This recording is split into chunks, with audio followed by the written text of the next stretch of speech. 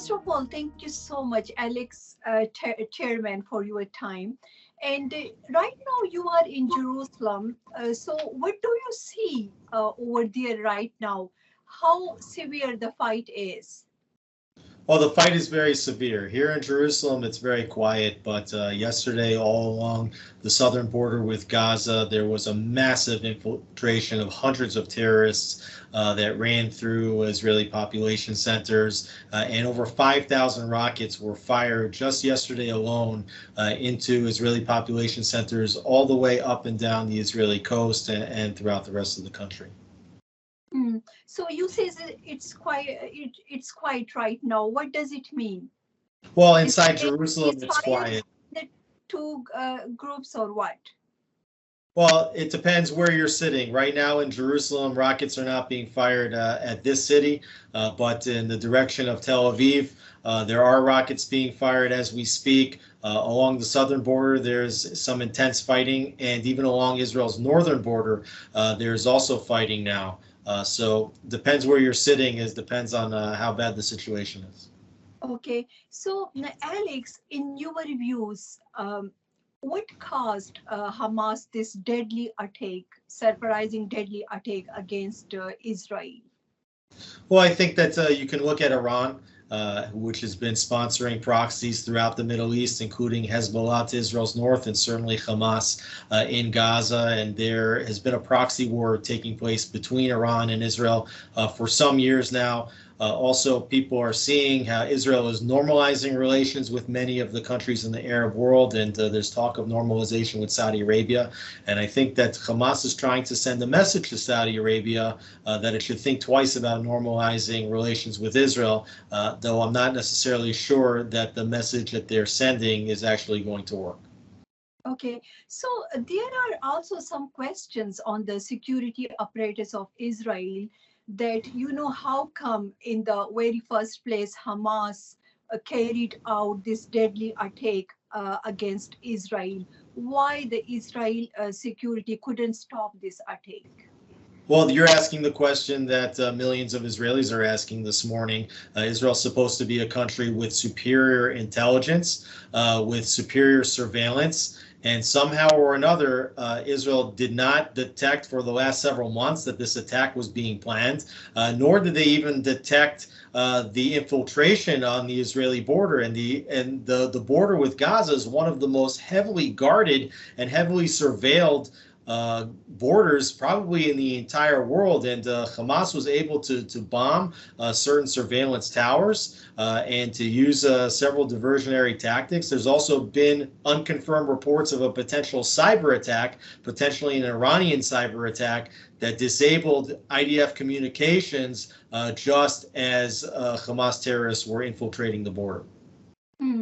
Okay, since yesterday we are hearing from Israeli officials, including Netanyahu, that they are in a state of war, and there are already fears that the war can, get wider. So, what does it mean? How wider you think the war can get, and if it gets, longer or wider, what would be the reaction of the opposition party in Israel?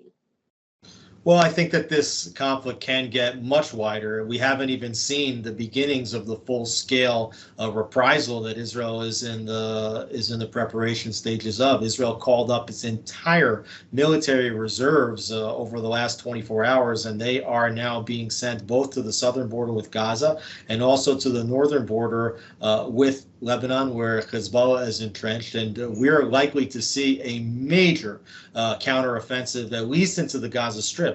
Whether this will become a multi-front war with Hezbollah will likely depend on whether Hezbollah decides to enter the conflict. Whether this will extend into the provinces of Judea and Samaria, commonly known as the West Bank, will depend on whether the Palestinian Authority or other factions within those territories decide to enter into the conflict. But there is a very strong possibility that this could become a multi-front war, and we cannot even rule out the possibility of an Israeli strike against Iranian nuclear infrastructure. So it really remains to be seen what Israel's strategic objectives are going to be, and whether this is going to become a larger war. I do think that the coalition here will support the Israeli government, and there's even been talks of the formation of a unity government with opposition members, simply because Israelis are so shocked by what's happened, and it's very clear to the entire public that the strategic position needs to be completely flipped, and everyone needs to understand that Israel is the strongest player in the region. So when the people from Israel say that this fight or counter attacks could get, wider, does it mean that Israel in coming weeks or days, they can, attack other militant groups in the region apart from Hamas?